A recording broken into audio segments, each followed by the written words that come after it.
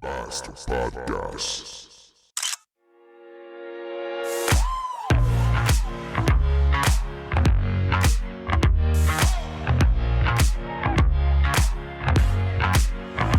Hold up.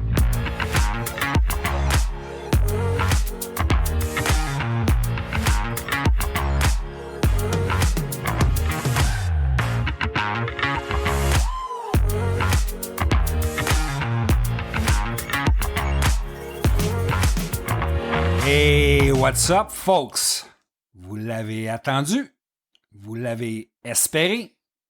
Voici le premier épisode du Bastard Podcast. Basta Podcast. Commençons avec le quiz du jour.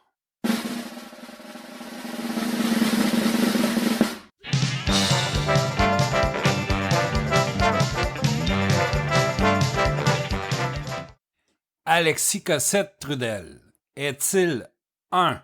Un éclaireur allumé, un lanceur d'alerte brillant, nécessaire et essentiel à notre démocratie?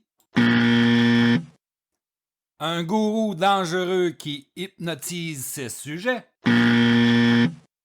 Ou tout simplement un opportuniste malaisant qui profite de la naïveté des gens? Bonne réponse! Vous aurez deviné qu'aujourd'hui on parle de Alexis Cossette-Trudel, figure de proue des complotistes au Québec, un personnage pour le moins intéressant, ou comme le dit si bien mon ami le magnifique Charland, un personnage au Visage inquiétant. Cossette-Trudel, présent sur les réseaux sociaux depuis 2016. En 2018, il démarre Radio-Québec, un vidéocast principalement hébergé par les plateformes de médias sociaux telles que YouTube et Facebook. Il se sert de Radio-Québec pour diffuser sa propagande de QAnon, qui est une mouvance regroupant les promoteurs d'une théorie du complot d'extrême droite, selon laquelle le président des États-Unis, Donald Trump, livrerait une guerre secrète contre des élites implantées dans le gouvernement, les milieux financiers et les médias, afin de mettre fin à des crimes pédophiles et sataniques, rien de moins. Il expose sur sa chaîne Radio-Québec des théories du complot multiples, tout aussi farfelues les unes que les autres, notamment celle où il prétend que le premier ministre Trudeau fait partie d'un réseau de pédophiles, que la famille royale britannique sont tous pédophiles, que plusieurs personnes au sein du gouvernement américain sont adeptes de Lucifer et le vénèrent, et que la planète Saturne a en son pôle un hexagone parfait qui représente le chiffre 666, la marque de la bête, la marque de Lucifer.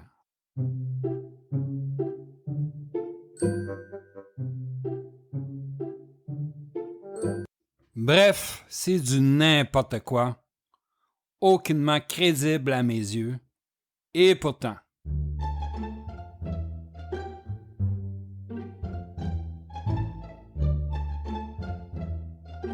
Depuis avril 2020, Cossette-Trudel se fait le porte-étendard des Québécois contre les mesures prises par l'État pour contrer la pandémie de COVID-19.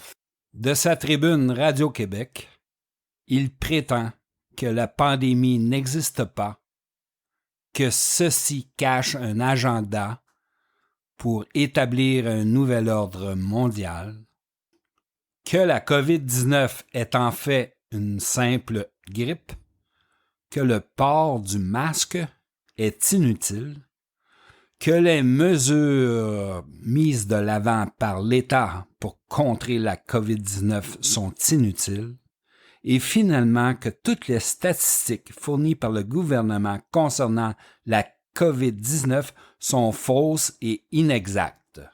Résultat des courses, une augmentation exponentielle de ses abonnés sur sa chaîne YouTube et Facebook. environ 125 000 auditeurs sur YouTube et environ 70 000 personnes le suivent sur Facebook.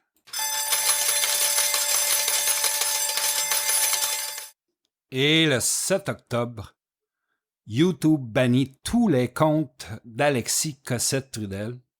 Quelques jours plus tard, Facebook fera de même.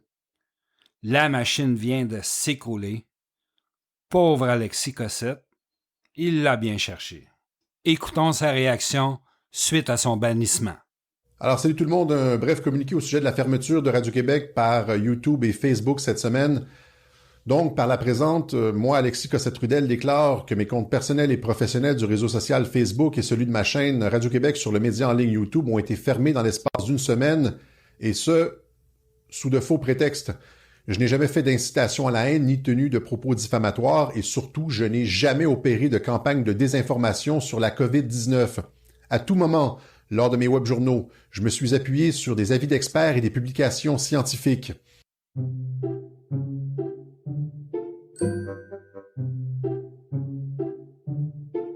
Je n'ai jamais fait d'incitation à la haine ni tenu de propos diffamatoires, et surtout, je n'ai jamais opéré de campagne de désinformation sur la COVID-19. À tout moment, lors de mes webjournaux, je me suis appuyé sur des avis d'experts et des publications scientifiques.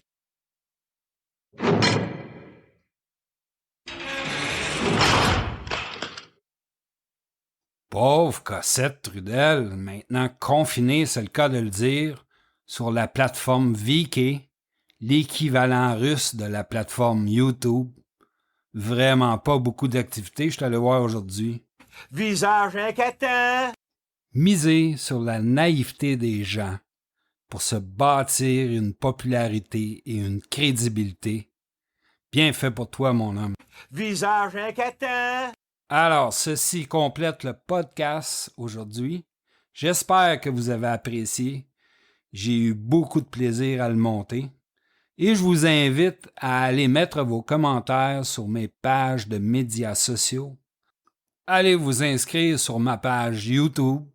Vous pouvez aussi vous inscrire sur iTunes, Google Podcasts, Balado Québec.